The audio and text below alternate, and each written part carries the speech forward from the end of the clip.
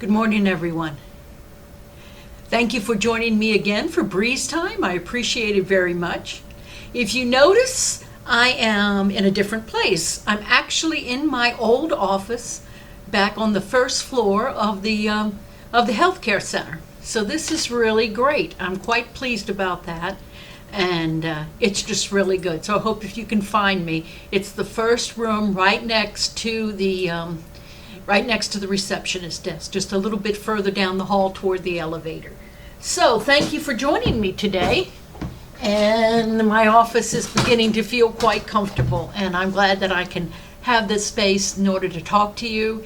And if you come to visit me personally, if you want to call and then come over, it's easy for me to seat us appropriately social distanced, and also we can close the door and have some privacy too. So that's a very good thing. Well, I wanted to talk to you. I know I told you some stories last week all about my husband and his shop and things like that. And I think I gave you the impression, and I hope I did, because he built that whole addition with just him and a couple of day laborers. He did get some people to help do the framing because he wanted to use metal studs because Louisiana has a lot of termites. But other than that, he did the whole thing, all the electrical, the drywall, the plumbing, everything, He did everything. The insulation. He had a little extra help to do the framing, but that was about it. And then they put the siding on because Mom's house had vinyl siding. So, here he is. He built a whole 2,000 square foot addition. My husband could really do stuff like that. As a matter of fact, here you go. Here's a picture of him and I. This picture is from about the time we got married, so I'm very much in love. And he was a great guy, and it was a blessing. I know I've told you that. But one of the funny things that happened was after he passed away, Michael and I were there. I guess Michael was probably about 19 at the time. And I was studying for seminary, working at the hospital.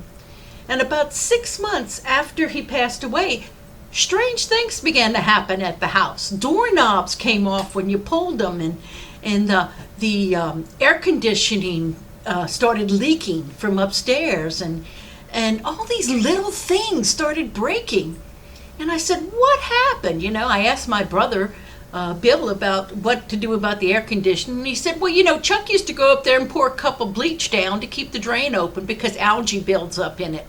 And you don't want that. So you need to go in the attic and pour just a little half a cup of bleach into that every month or so. That's all you have to do. He said if you want, you could just, put a chlorine tablet from your swimming pool in there, and that would do it. And I said, oh, okay. And I said, but the doorknobs are coming off. Things are a whole bunch of little things. Cabinet doors are loose. He said, Kathy, that's because Chuck used to notice those kinds of things. And when he noticed them beginning to happen, that the doorknob was a little loose, he'd tighten it. He'd fix the cabinets. He did all that kind of routine maintenance as he went along. You and Michael, you've been oblivious. And Michael was listening to this, 19 years old. He said, you're right, Mom, that's what it is. Chuck was always fiddling with things and fixing things. I haven't fixed the things since he passed away. He says, you know what, Mom, because Michael's really into science fiction, things like that.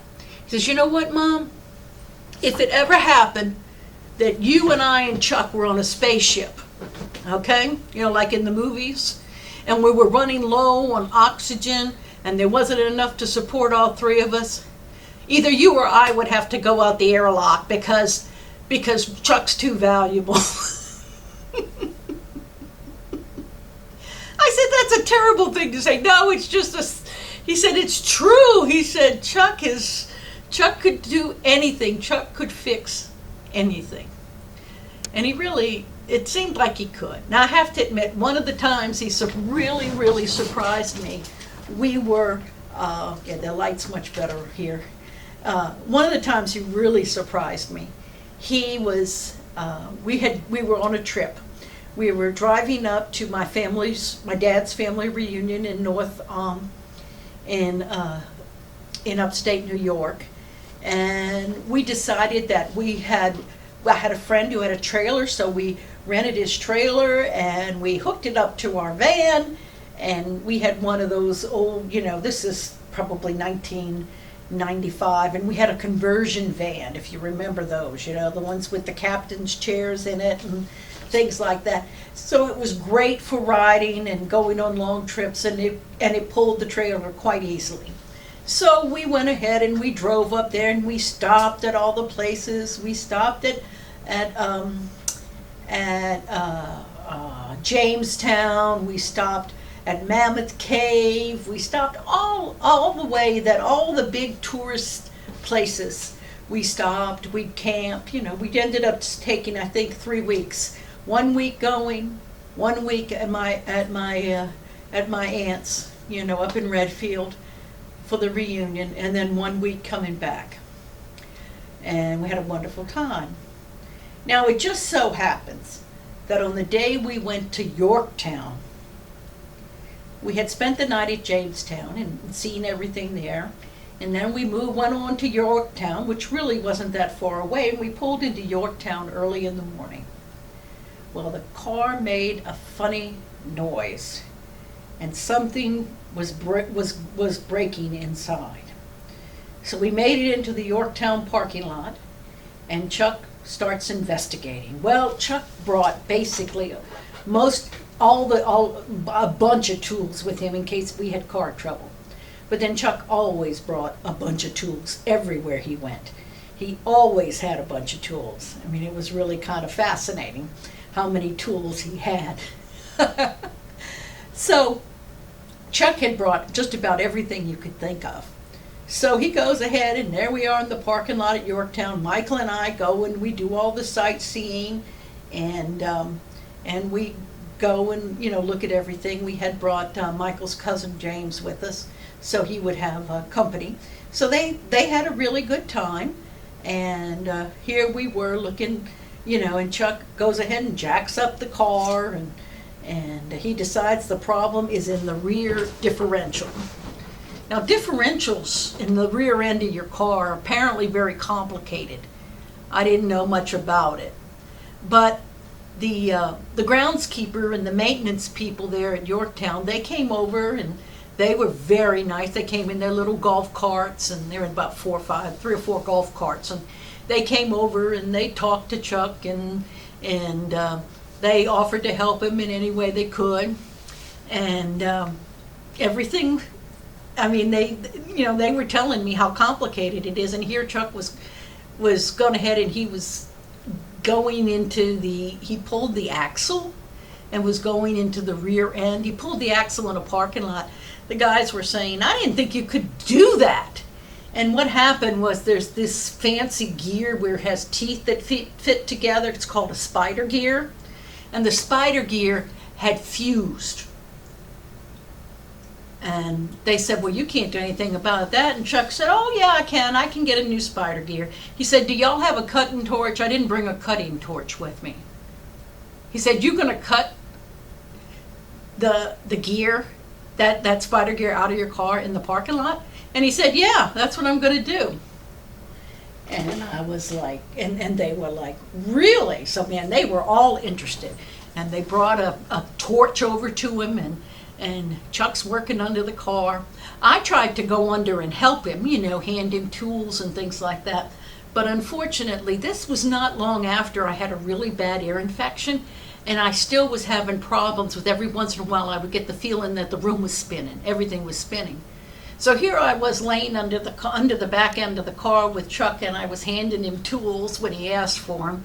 And all of a sudden, I turned my head a certain way.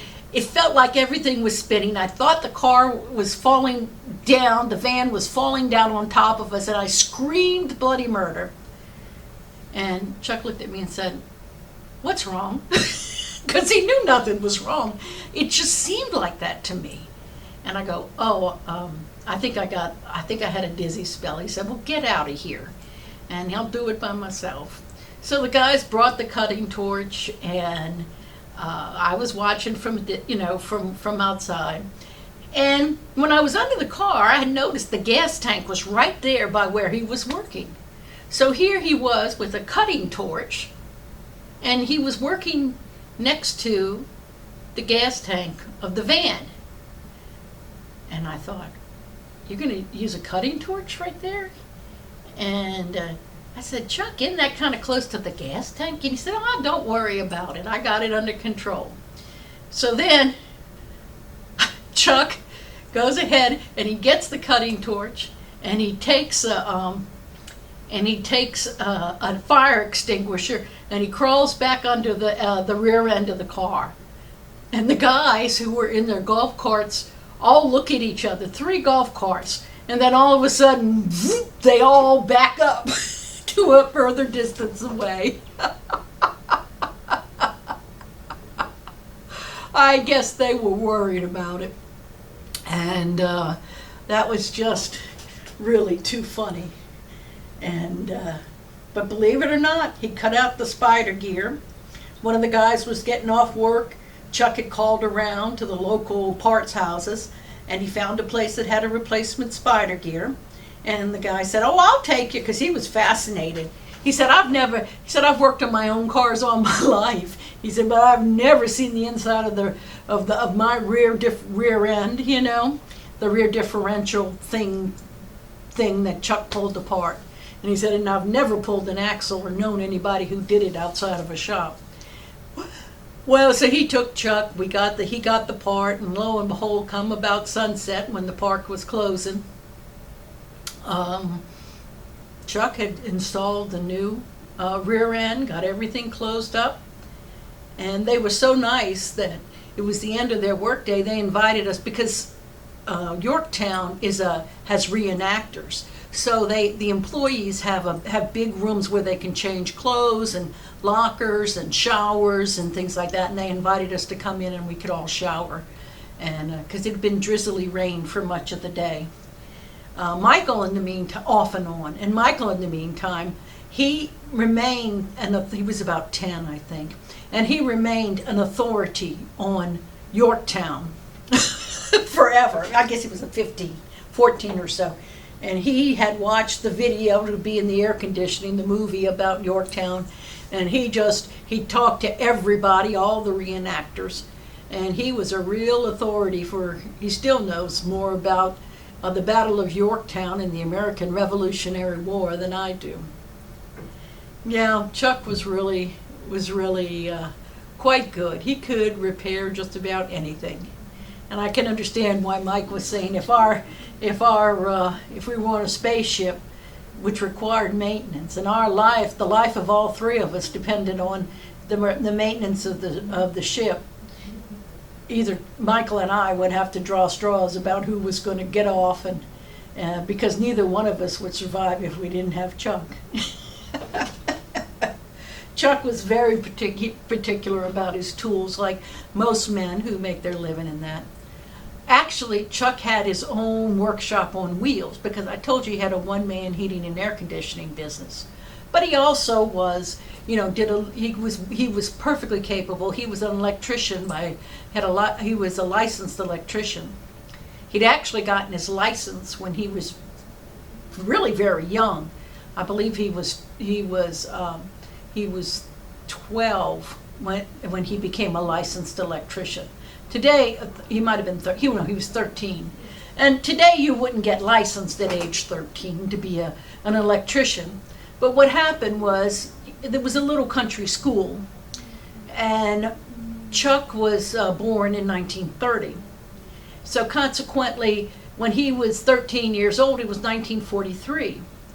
And his part of Mississippi, that was the time that electricity was coming to their part of Mississippi, 1943. And at that time, basically, they ran a wire to the house, and every room they would go and they'd just have a little plug that dropped down from the ceiling, and you could stick outlets in there, and then you'd have this globe hanging from the ceiling. And that's pretty much what people had when it came in the way of the wiring. He said was not complicated. But it was 1943, and you remember 1943 was the year that was during World War II. So all the men who were 17, 18, and 19, with parents' permission, you could join the military when you were 17 back then, and they were all gone. So what the school did was they approached the 15 and the 16-year-old boys. Very sexist back then. Nobody would have thought about a girl becoming an electrician. And it was just the way the world worked back then. And took us a long time to get past all that. But anyway, back in 1943, so they approached his high school class, the 15 and 16-year-olds. And they said, you can take a summer course. It'll be about 6 weeks and you'll get your electrician's license. Well, Chuck was in that class. He was 13 and he was I think he was 13, 12 or 13, and he was in that class. And all his classmates were going. His grades were just as good as anybody else's. He was a little tall for his age, and so they didn't think a thing of it. So he took the whole course.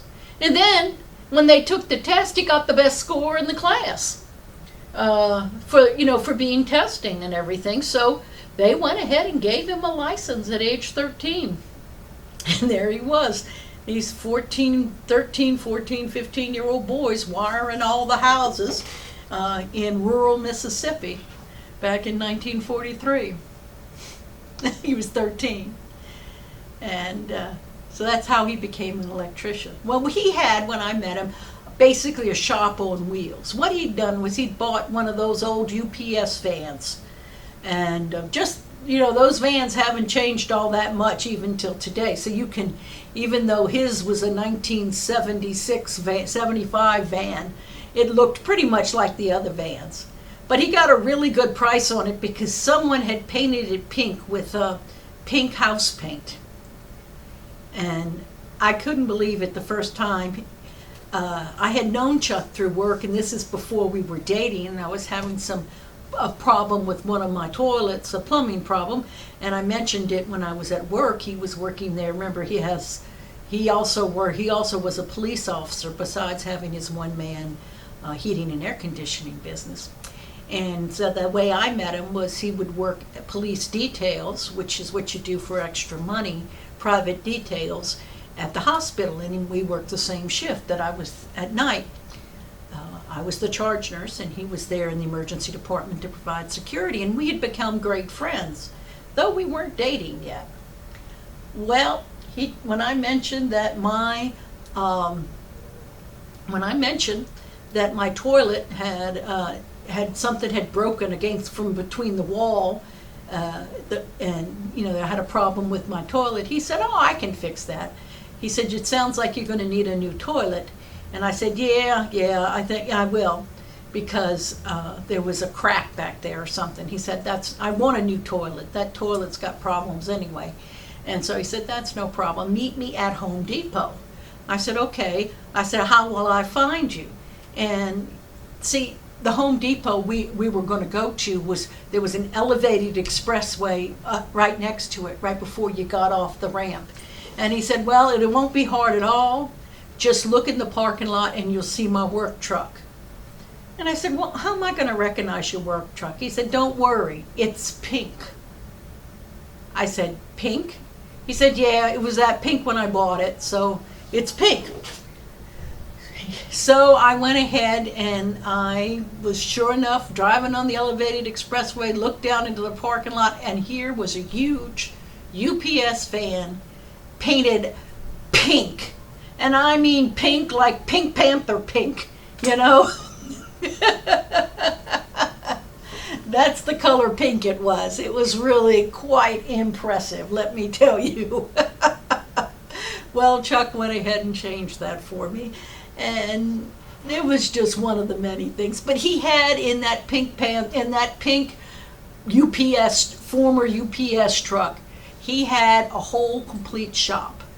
He had all the tools he would want. He had saws and stuff. He had a little generator. He could run all of his power tools. He could run a compressor for his air things, impact hammer.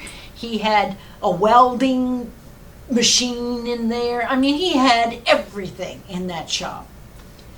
Now, what he also had was tools. He had tools. And he had about 5 toolboxes. Now, I'm not talking, he had lots of different types of tools, but he had toolboxes that one was marked electrical, one was marked plumbing, one was marked carpentry, one was marked AC, he had about 4 or 5 for special types of jobs. And in each one, he had the basic tools he needed for that. Well, there's always some overlap. For instance, almost all of those toolboxes had hammers. Almost all of those toolboxes had screwdrivers and wrenches and things, but they had other little things that you need for that type of job. And that's the way Chuck organized it. Well, thing is, his daughter-in-law, they borrowed the van. They had to move some big furniture. And there was enough space because there was a like a galley in the middle of the shop, running down the middle, where you could put big objects if you wanted to. I mean, Chuck used to carry air conditioning units there. And so they borrowed it. And the way she was going to pay him back, she was going to surprise him. And she was going to clean out his truck. I will never forget. We had gone out somewhere. And when we came back home, there was Elaine, there was Elaine, and she was cleaning out each and one of the toolboxes. And what she had done was she'd empty each toolbox, because of course they get little clutter and dust, and so she'd emptied each toolbox of his 5 specialty toolboxes, cleaned them out, and she put all the hammers with the hammers and all the wrenches with the wrenches and the screwdrivers with the screwdrivers. Chuck just about burst a gut. I could see it on his face. He was livid. I mean, he was shocked. He was livid. He couldn't believe anybody touched his tools, much less rearranged his tools. And he just about had a fit. I mean, he held his temper with his daughter-in-law. She meant well, and she just didn't understand. Nope, she didn't understand. Well, it took him a long time to get his tools back the way he wanted them.